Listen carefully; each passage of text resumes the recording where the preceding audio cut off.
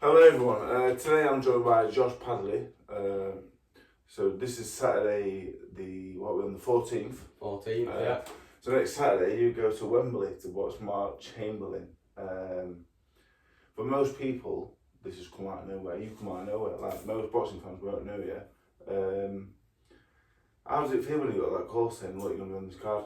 Yeah, all my previous fights to this have all been small shows, relatively small crowds, mainly journeymen. We've only had 2 or 3 fighters actually come, have been in genuine fights.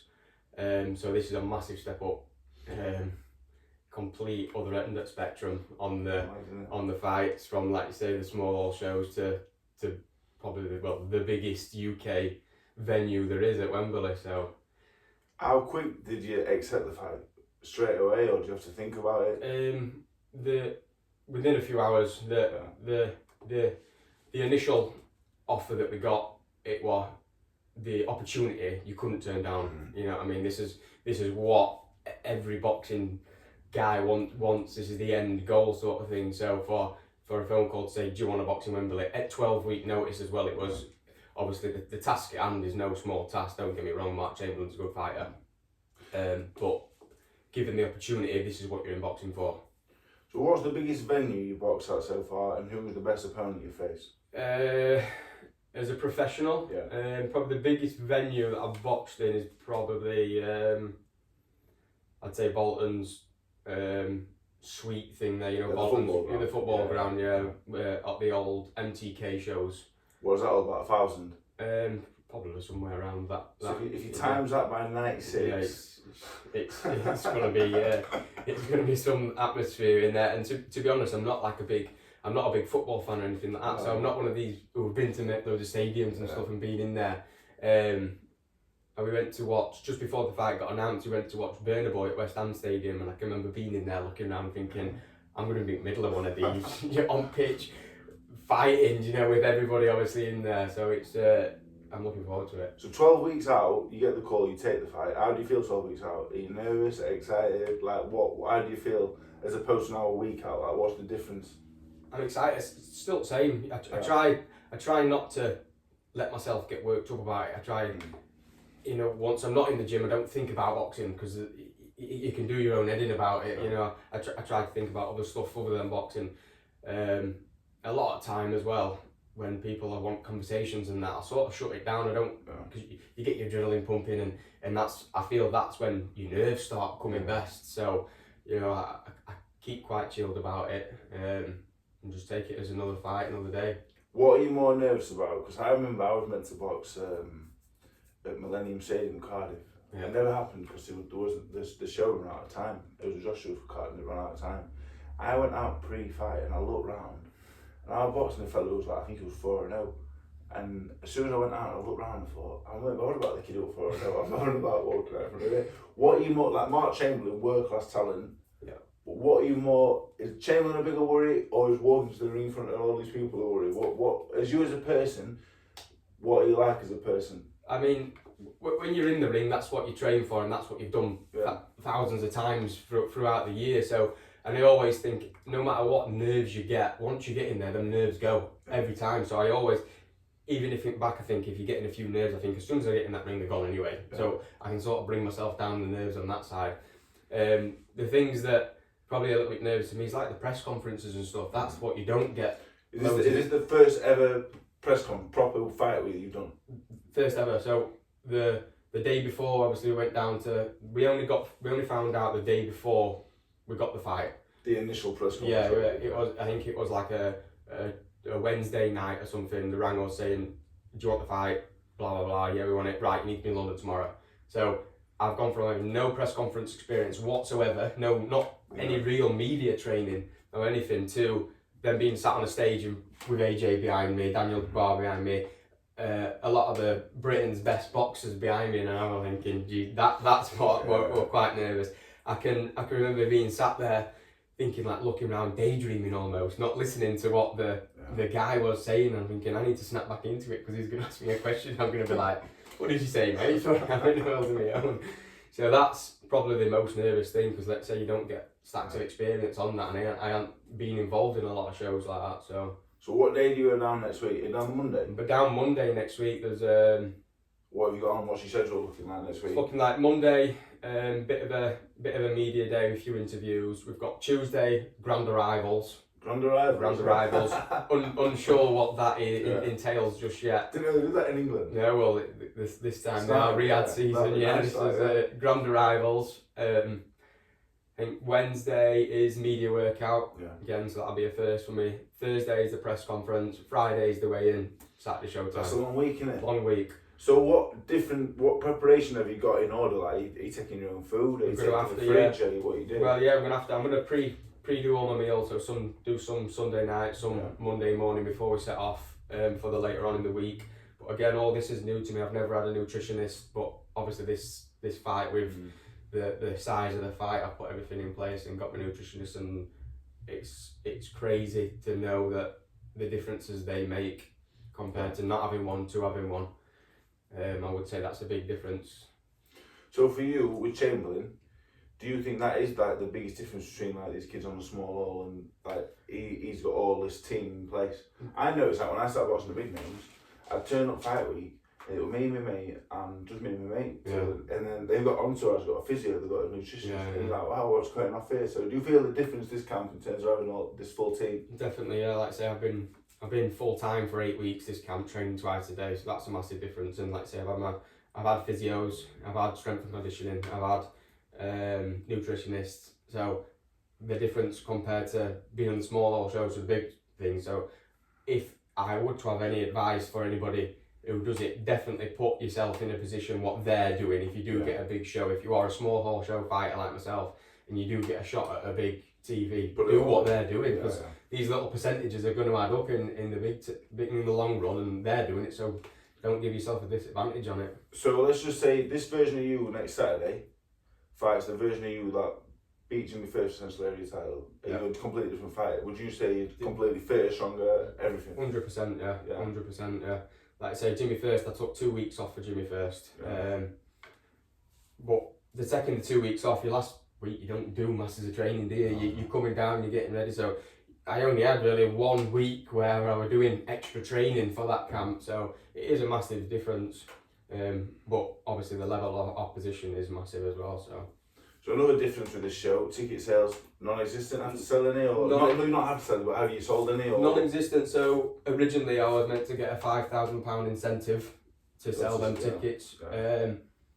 Kept saying, when am I getting tickets? When am I getting tickets? It was because then they announced Liam Gallagher's going to thing, so everybody were like, "What's happening, Josh? Have you got tickets?" And I was like, "Yeah, don't worry." And then a day before tickets went on sale, they said, "Don't know, Josh, you're not getting any tickets." So obviously I had to tell everybody. Is that a good thing though?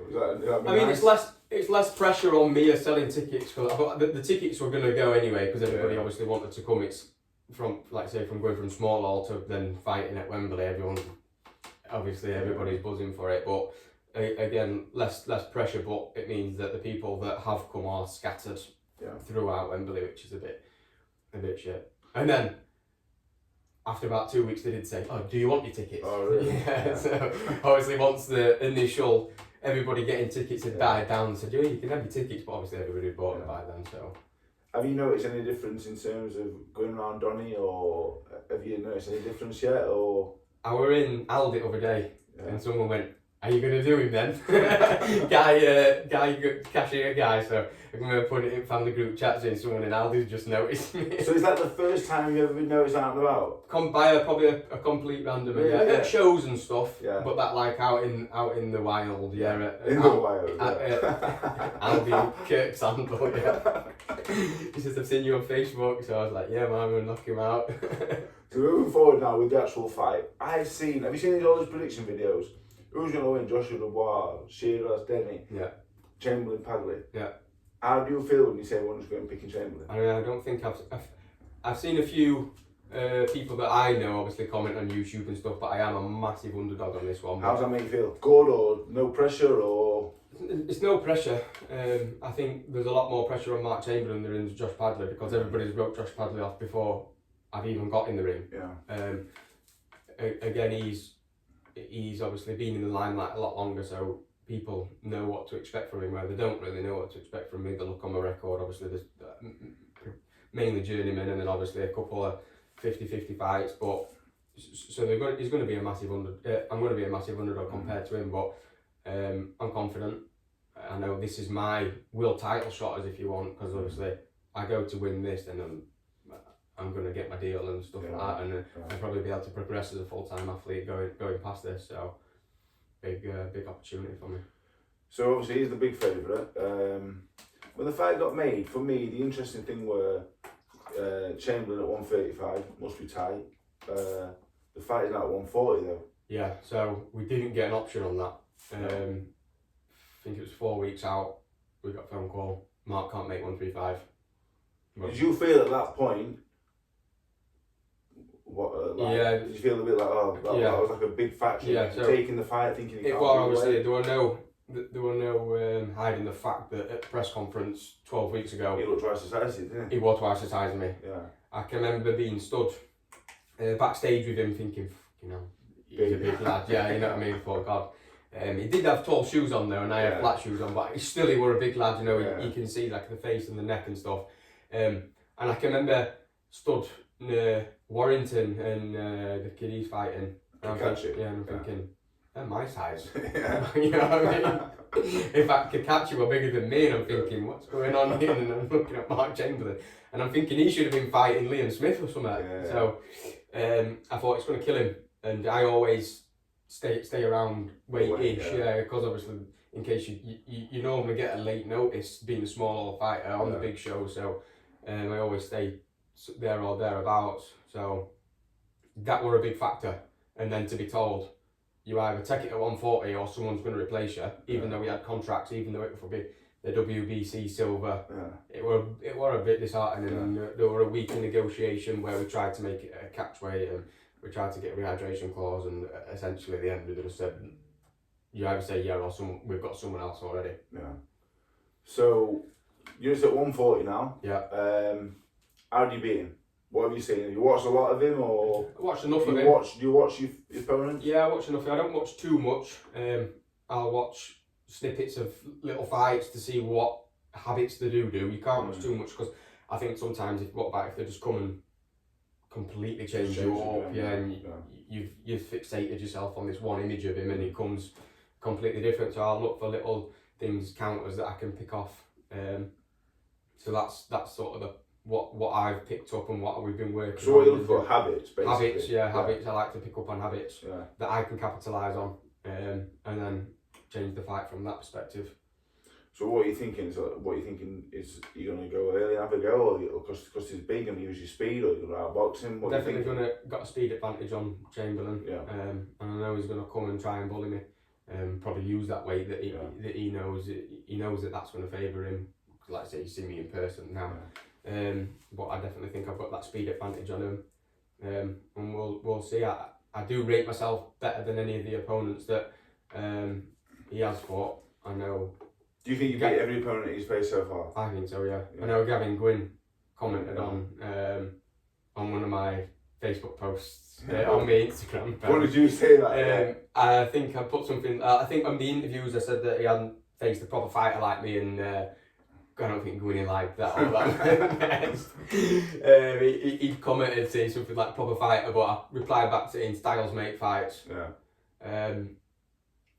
Gwynny is a tough man, and I think having a tough man mentality against Mark Chamberlain is like running into a brick wall. You know, it's not the smartest thing to do, and I'm not going to go and have that not a chance. So you've been sparring Joe Hayden, the kid I train, Southpaw. Is it light welter? He's a huge light welter. Big he's Mark Chamberlain size, really. Yeah, perfect sparring. On the day, he's a middleweight, light middleweight. So the speed is going to be a factor. A lot of people, I can talk for you now. You're a good fighter. So look, I first saw you box a friend of mine in the novice under 20 Yorkshire final. Anthony Tomlinson. Who ended up being top 20 in the world welterweight. Welterweight, 2 weeks after that, didn't he? So you're good. Like, do you know what I mean? Anyone watching this now, Chamberlain's probably is a huge favourite. But I don't like you. After watching the sparring with Joe, which was tough, don't get me wrong, the size and everything, it was tough for you. But I think people are writing you off, it'd be foolish to. Because one thing you can do, you can punch, you're tough, and you're pretty clever. Do you know what I mean? So it's going to be interesting. I think if Chamberlain's overlooking you, he could come a cropper really, couldn't he? And I mean, still coming down, even at 140, he's going to be tight at 140. He's going to be towing it to get to 140, I think, as well. I mean, it's £5 in non-boxing term doesn't sound a lot of weight, but in boxing term it is quite a big weight. So I think, like I say, there were no doubt about it. He was 80 kilo plus that press conference. You think you were the biggest 12 I think so, yeah. He was big lad. He was a big lad then. So for him to get down to 140, I still think he's going to be tight at it. So let's just say you beat Chamberlain back to 135. Potentially 135, maybe even lower. Found a lot about myself. With a nutritionist. With a nutritionist and training twice a day, and I've had quite the interesting nutritionist plan this camp, to say the least. Eating more. It's been quite different, yeah. But like I say, put everything in place. I've done exactly what he said. I'm feeling good. I'm feeling strong. And I'm ready to put on a big show, big performance. It's gonna be good. I'm excited for you. I remember when I first went on the big shows, it's like, I never boxed on a show as big as this. It just opened your eyes up, like, you know, small old boxing. It's like, obviously I'm at a show tonight, small old boxing. You're plodding on, aren't you? Yeah. You won the area title in front of. I was there actually in Bradford. Yeah. Maybe 150 people you had there for your fans, maybe 500 altogether. Yeah, I think I did about 140 tickets for that. And it don't feel. It's amazing, isn't it? But how many do you think you're going to be there? 40, 50,000 in at Wembley when you box? I wouldn't know. I mean, a lot of people have said, you'll not have that many people because it's first show. But there'll be enough in, I think. But it's not like any other show, is it? Because the fight just after me is another massive fight. Yeah, so it's people, a big show, so it's not like you have your undercard as such where you have 5 shittier fights. There isn't. It's a main. You and Chamberlain could headline a TNT show. Yeah. It would headline a TNT show. Yeah. Yeah. A small, like a York Hawley type venue, you could put it on that. Yeah. So I think it is going to be busier than what people I expect 30,000-40,000 minimum from the get-go. So it's going to be interesting, but you soon forget about what's around you, don't you? You know, some people get when the fight starts. When the fight starts. Some people need the crowd to cheer them on, don't they? You know, some people complain to the crowd, but I can remember being an amateur going. You go some, like you say, you'll go with your trainer and maybe one mate in your car. Yeah. You know, and you'll go 3 hours down the country as an amateur, and there'll be 100 kids all booing you as an amateur when you're 16. So that's where your experience comes. Just you can blank it all out, which is good. Have you prepped any differently because it's outside? I boxed outside once. Different experience for me. I felt. I haven't now. So we'll find out. We'll put your woolly socks on. Yeah. In September outside. Yeah. I boxed in Maine, Sheffield. It was freezing. It's just it's going to be a bad experience, isn't it? It's going to be like I say. There's it's a big jump from going from the small hall to this. What was the last venue? Where did you watch last? We're at Leeds. What's the banquet suite? Leeds, yeah, at Eleanor banquet suite. Yeah. So from banquet suite to Wembley. Mad, isn't it? Outside on the pitch, yeah. Crazy, really, isn't it? It's boxing for you, though, isn't it? That's and like I say, this last like 4 months, been up and down a little bit in boxing. I'd left my amateur coach and pro coach that I'd been with since I was 14-year-old. I'd had a week where I thought, what do I want to do? Is it worth all this hassle? What was you thinking not carrying on at that point? For about 4 or 5 days, I just thought, can I be bothered with it? You know, obviously it can get a bit frustrating once you get to that area level because you want to keep pushing past that area level, and you sort of get opportunities that sometimes you at a really short notice, and it's a bit up and down. So, and then obviously, like I say, split with the coach, had a bit of a fallout. And for about a week, I thought, getting on a little bit. I'm 28 now, and I thought, is it worth it? I thought, I'm not. And then I left it for a week and thought, I can't give up. After 14 years of doing it, you know, I ain't even tested myself yet. I wouldn't have said in a fight, so I thought I can't not. went over to Steffi's with Jason, and then, like I say, Tom got the call. I think it was 3 weeks later. So big fight, new team. So it's all. So what advice would you give? You know, young pros. Nothing's really happening. What advice would you give? Keep around your weight. 100%. Keep in the gym. It's like you say, boxing one fight can change everything, can't it? Yeah. And you hear people say it, and you sometimes brush it off, thinking like, it won't happen, but it literally it's happening now. This one fight can change my life, and that's the mindset that I'm going in with to change everything. You know, like I say, from working full time whilst I'm training, if I win and do a good performance on this, it's going to change it. I can be a full-time athlete after this. So that's the main thing. You just want to be full-time, mate. Yeah, definitely, and keep progressing that way, because obviously everyone's sort of writing me off on that side as well, but they don't know. You can't really go on them past 14 fights, because them past 14 fights have all been full-time work, doing no nutrition, and it's completely different to training twice a day. Old school way. So this time I've done it like an athlete way, so you can't go off them 14 fights. It's going to be a different version of yourself. So now we're coming to the end now. What's your prediction? Me and Chamberlain. Just any means necessary. Any means necessary. Yeah. Whatever I need to do. If the speed ain't working, I'm going to have to dog it out in there. And I know I've got that in me. Yeah. I've seen that. Yeah. I know I've got that in me, so I don't want it to do that, because I know I box better. Yeah. But if it needs to be like that, then that's what it needs to be like. I need to win this fight. This is my world title shot. Does this just feel like every 14 years basically? Is that what this is? 100%. It almost feels like it's meant to happen. Like say the questioning myself if it's worth it, to then I'm gonna go and give it a go somewhere else. Really liked it somewhere else. Then everything just seems to be falling in place. Yeah. So why not this? Why? I think it's nice for everyone to see, because you know, if I was on the outside looking in, obviously Joe's inspiring you a bit. Yeah. You believe in it. You actually believe in it, don't you? 100%. Yeah. So a lot of people is right. You know, you actually believe you're gonna win this. Like, people watching this now, like, you believe you're gonna win this, aren't you? You believe that. This is my world title shot, and I know what is after this if I get past Mark Chamberlain. Yeah. So that's what. It is a world title shot, isn't it? 100%. Yeah. Winner stays on. Yeah. And what a platform to do it on. I'm not signed to a major promotional thing, but you've got Eddie involved. You've got Eddie involved. You've got Frank Warren involved. You've got Channel 5. You've got Chamberlain's the main man. Chamberlain is Turkish Shake's main man. He is his protege. He was a hand-picked one, wasn't he? He wants him specifically on the. Do you know what that makes me feel like? Like he probably had a hand in picking you. He might have said Josh Padley.